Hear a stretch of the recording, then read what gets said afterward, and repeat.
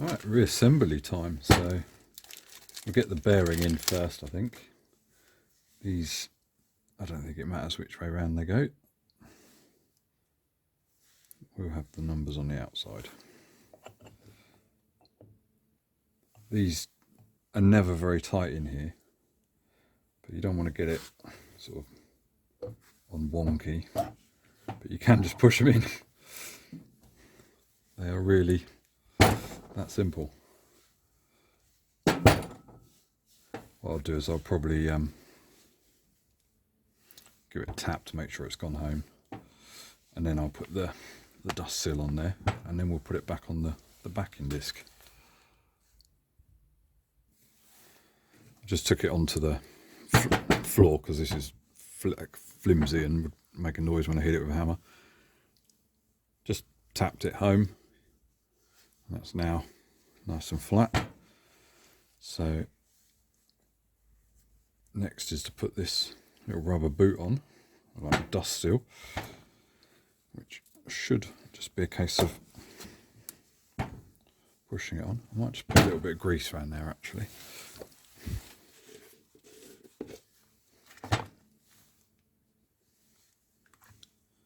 Not a lot, just a very light smearing, like so.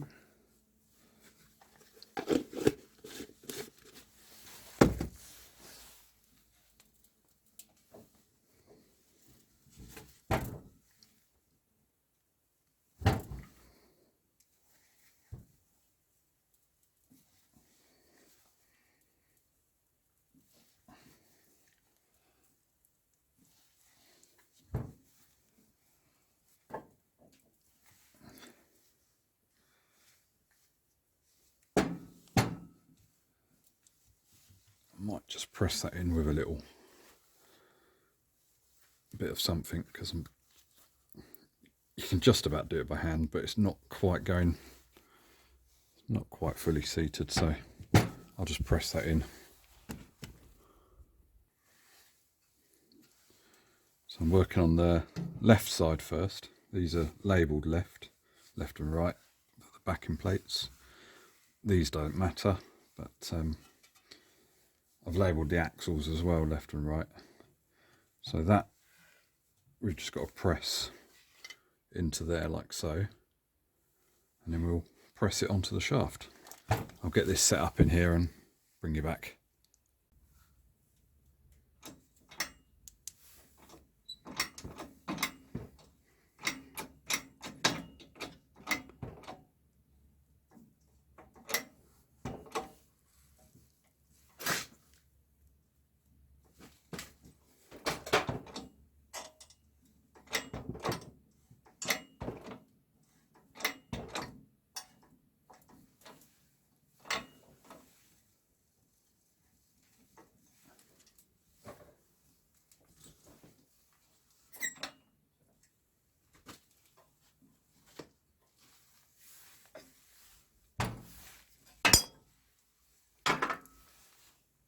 Excellent.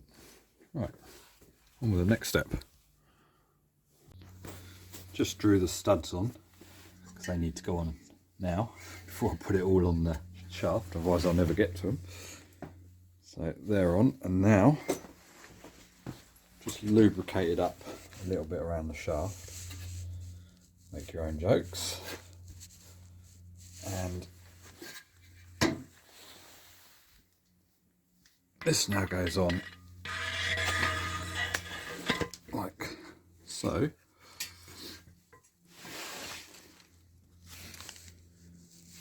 And then we need to get the retainer. With the wheel bearing kit that you get from Rough Tracks, it comes with the retainers, snap ring and oil seal and everything. And there's the two retainers, and I thought they were identical, but I've laid these on a flat surface, and this one is ever so slightly wider here than that one. Probably, I don't know, 1/2 mil, 3/4 of a mil.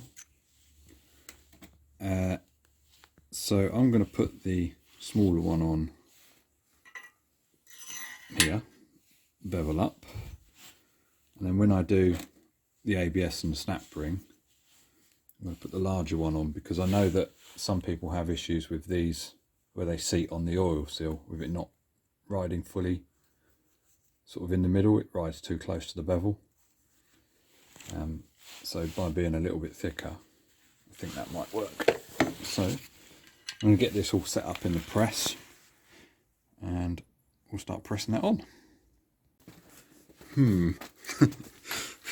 This is very sketchy because I only have a tiny little 10-ton tabletop mounted press. To get, you know, because the shaft is really long, to get that in there I had to take out the, you know, brace bit that you normally press on, and then I've got one of my sort of press sleeves that's the same sort of diameter as the retaining collar there. So that is just about caught on these two pressing plates, which are resting on the base of the thing. Now I've got to find something flat to press on up here. But I've got a feeling that the studs might hit here before we get it fully pressed on, but at least if I get it started, then I can just add another press sleeve without it all falling apart, because obviously everything wants to come apart because it's upside down technically. So we shall start pressing and see what happens. Right, I've just added to the sketchiness by stacking lots of pressing sleeves on top of each other.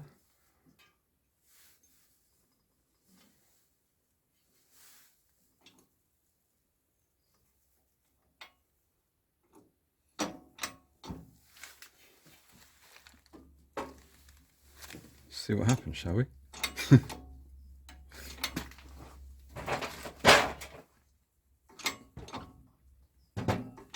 What's going on?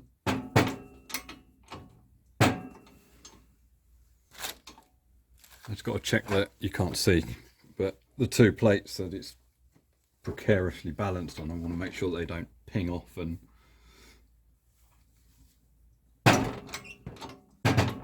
it shouldn't go far, but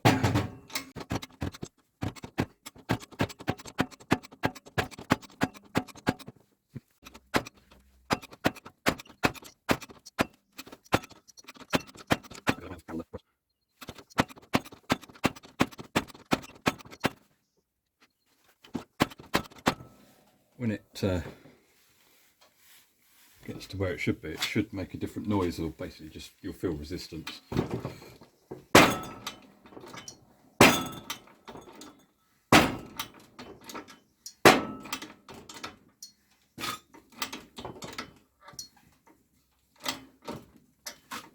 Right, that's resistance.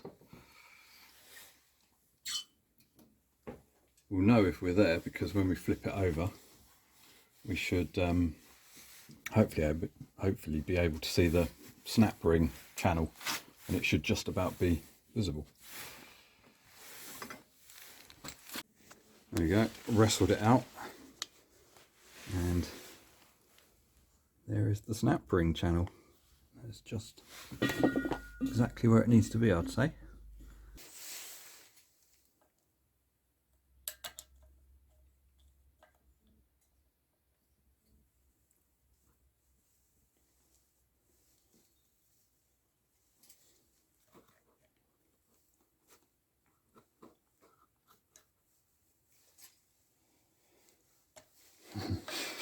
I hate snap rings. Oh, the bane of my life.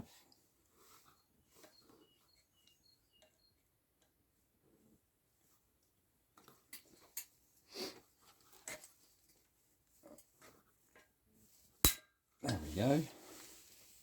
Excellent.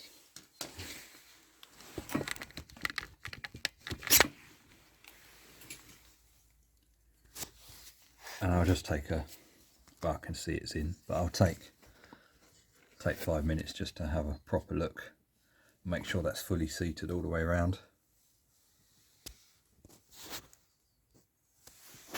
And then on to the next stage. And as if by magic, I've done the other side.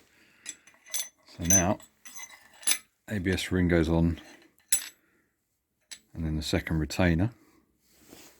Some people flip these retainers because of the bevel. They're trying to basically get it so that you've got more area for it to seat on the seal that's inside there. But I'm going to keep it that way, and just when I press it on, just get it so I just start to see some of that polished surface there. Then I'll put some grease on it and I'll pop it in here and bolt it up, turn it around, spin it, and then pull it out and see where the grease like witness mark is. And if it needs to go on further, I can push it on and press it on a little bit further. But before I do all of that, I need to get the old seals out of this axle and get the new ones put in. She's on axle stands with a bit of foam, and there's the seal that we're trying to get out. And I bought a slide hammer kit. It comes with like these prongs. Comes with 3 of those, and you can use them either as a triple or just a double, inside outside. But they're such rough cast things and terrible, and plus they don't want to stay in the spread apart position. So I made this contraption. Basically re-drilled the bolt holes from they originally were here to here, then put a bolt through, part threaded bolts. I'm just using the bit that isn't threaded with a nut welded on it, so that they can twiddle around as and when you open and close that. This side's drilled through so that this can slide, and I milled down this to make it a nice tight angle. Obviously I understand not everyone's got a mill and can make all this, but you can get them out with like those. They're like a long hook seal puller, and you just basically hook it on and yank it, and that'll get it out as well. But I'm doing it this way just because I like modifying things, and once you get it set up, you just give it one good yank and it pulls it out evenly, rather than sort of levering it on one side. So that's the theory anyway. I haven't actually tested it. I made this, don't know if it works.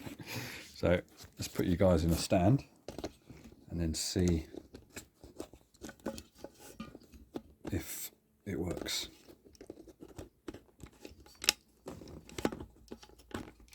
Right, can you see? Hang on.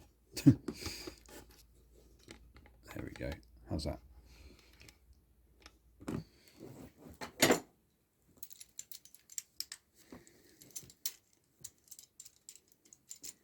So if we slot that in there, and then we're going to hook it on the back side of the seal.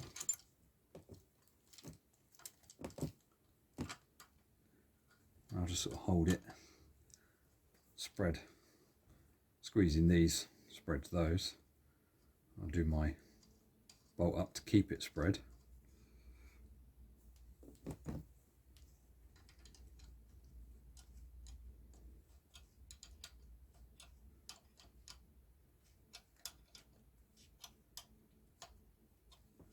I think that might have it.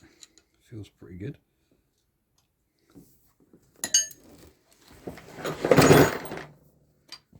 And then hopefully if I just give it one good yank. Ta-da! Excellent. That worked a treat. You see how it hooks on the back of the seal. I'm pleased with that. I made something that actually works. And you can see inside there. You can see all the way through.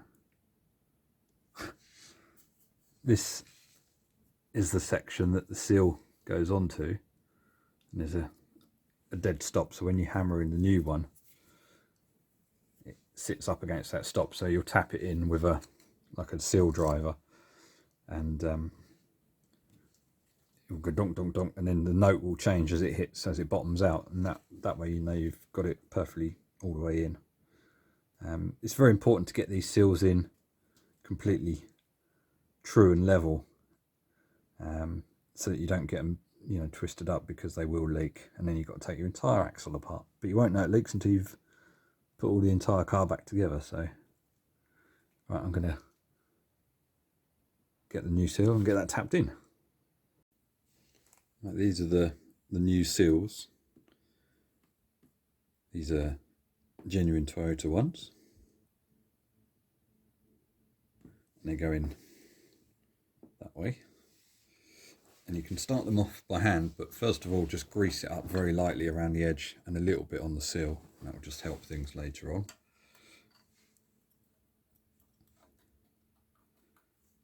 And you want to try and get it in as sort of square as you can.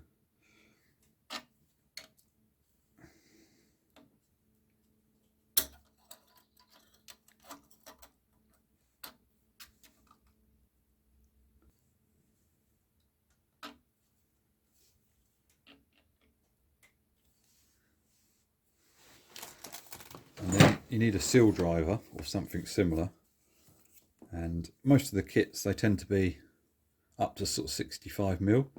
The diameter of the seal is exactly 70mm, and what I've done is basically took the biggest one I had was 74mm, and I put it on my lathe and I took it down to 69.7mm, so it is just perfect in size for hitting in the 70mm seal. Because you want to, when you tap it in, you want the, I'll show you on the old seal, you want to hit as close to the outside edge as possible on the seal to avoid deforming the actual seal itself. So you can do it with a 65mm one, but if you can get closer to 70, it's going to be better. So just a case of popping that on there. Try and hold it as sort of dead level as you can, and then just give it some gentle taps.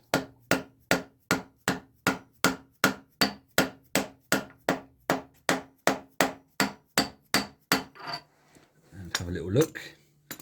If it doesn't look like it's going in square, you can just sort of pull it back out again. The key is to kind of try and start it as square as possible.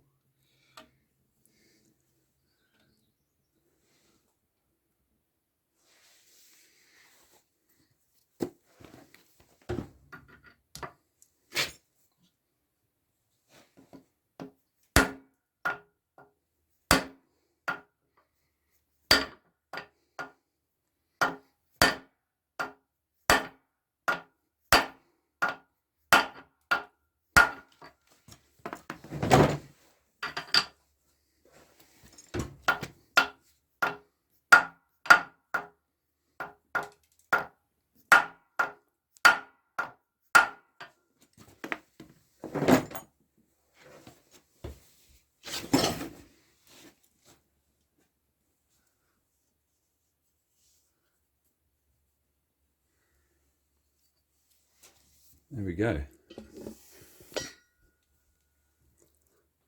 And you just want to check, make sure that it's sat in there nice and equally all the way around. Okay, I've got the axle set up in the press again, with my highly dangerous tower of adapters.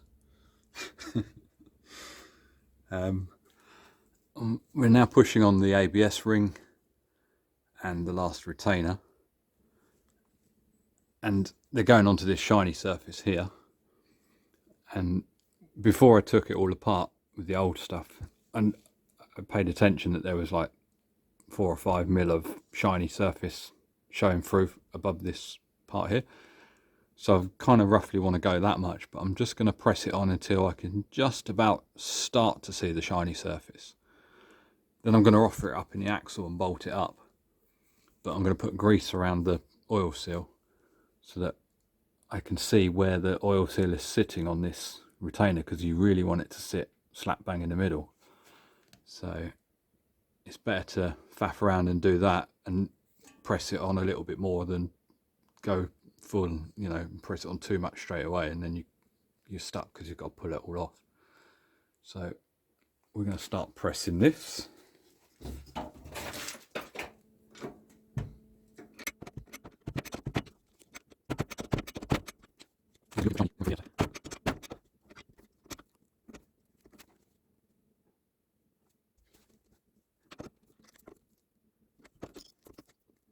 Right, I'm going to stop there and have a little inspection, because I'm not sure if that's shiny or if that's part of the collar. I'm going to compare it to the old one and have a quick look.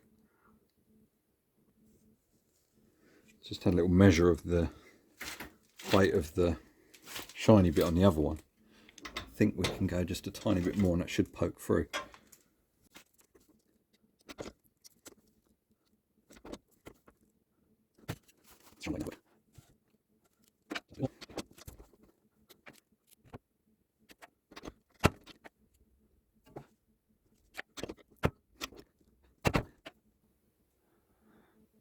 Okay, I can just start to see the shiny surface, so let's go a tiny bit more. There we go. Don't know how well you can make that out, but the light's probably blowing it out. Just about got shiny coming through, so I'm going to stop there. We'll take it all out and we'll do the grease test.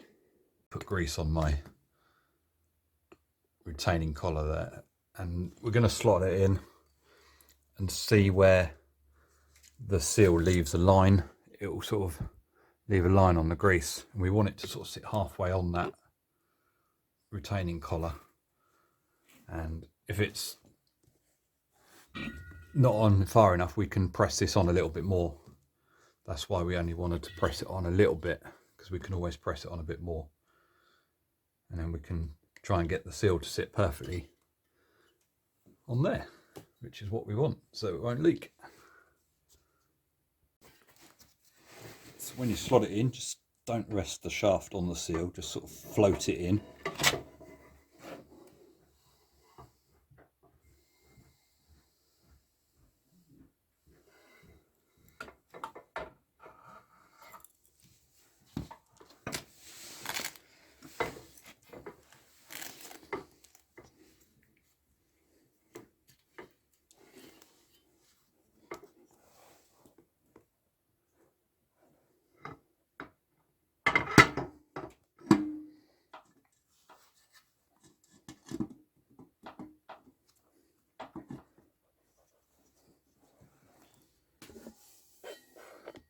I've just got it started, and you can see through the ABS hole,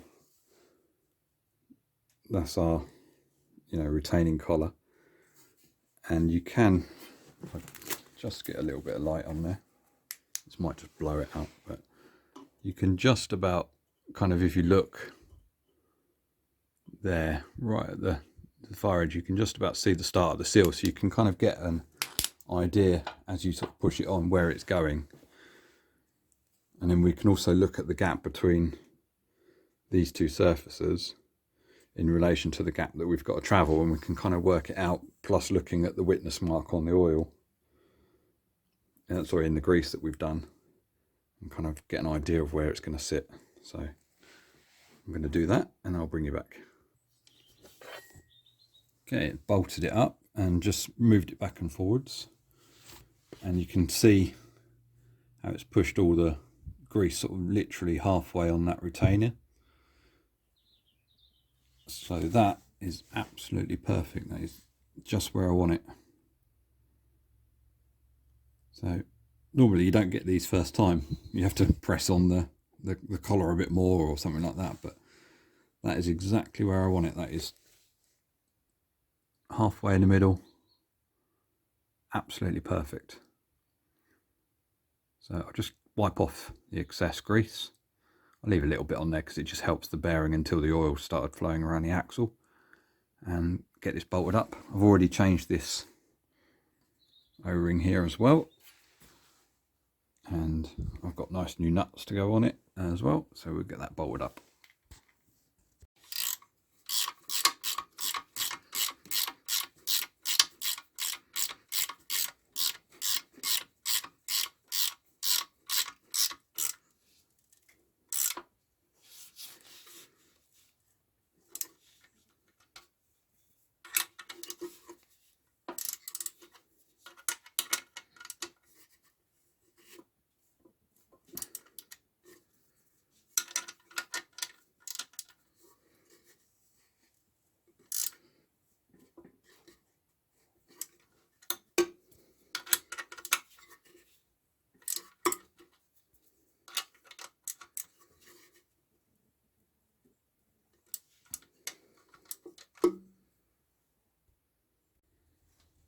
And I've just done the grease test on the other side,